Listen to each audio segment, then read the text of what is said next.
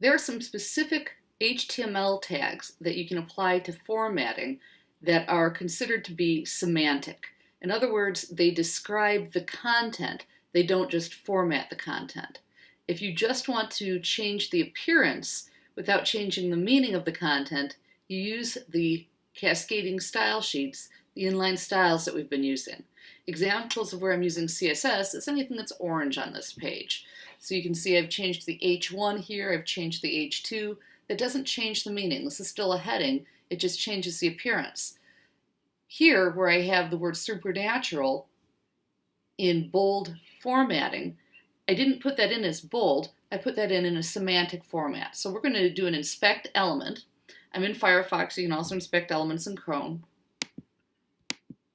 And so I'm going to choose inspect element, and you can see that when I have supernatural here, I have used the HTML tag strong. Each browser may apply formatting to that in a slightly different way, but it's important to note that this has meaning, it's semantic.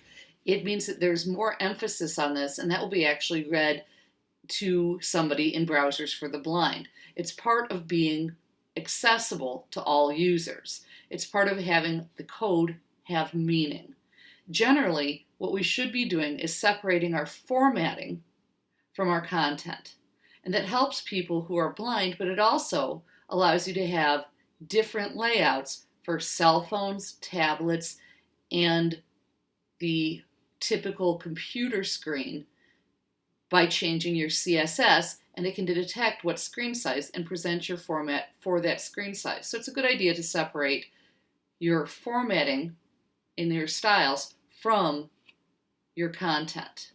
So you can see we have a few places in here where I've applied special formatting. We've got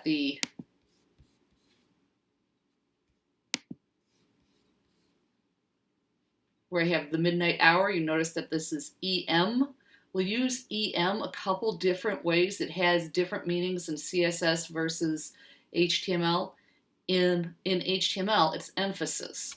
And so if I select that, you'll see the code around the midnight hour is EM. Notice that even though I have new lines here, they're not indicated here. I'm just making it easier for me to code. We have a strike through here.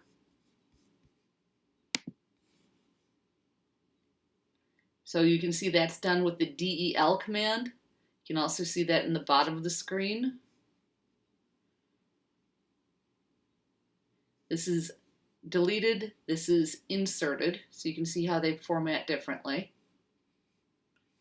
This is a block quote, and you can see the code at the bottom where it surrounds the text that makes it inset from the other paragraphs it's tabbed in. This is a simple hyperlink, so I haven't done any formatting to that. That's the default. This is highlighted text. You can see that the code for that is mark. You can also look at the bottom and see where that's applied. The mark tag surrounds Kitty in the midnight hour. And so those are that formatting is embedded into the page. It's not part of the styles, it's not part of the CSS. That's the default formatting. Now you could technically do something to further edit these. If you wanted to get into CSS, you could, I don't know if it'll let me do this here.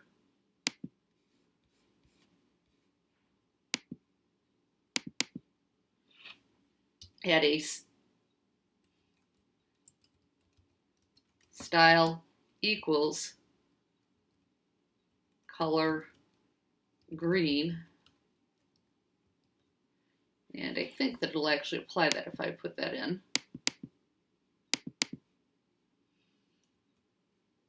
Nope, it won't let me test that one here. Okay, so you can test that. You can make changes if you have it already styled, but you could have styled that to have a different color as well. This is the default formatting that comes with the web. So for your assignment, you're going to do some sort of review for a book or movie or TV show, and you'll add text that's strong, that's emphasized, that's removed, that's inserted, that's highlighted.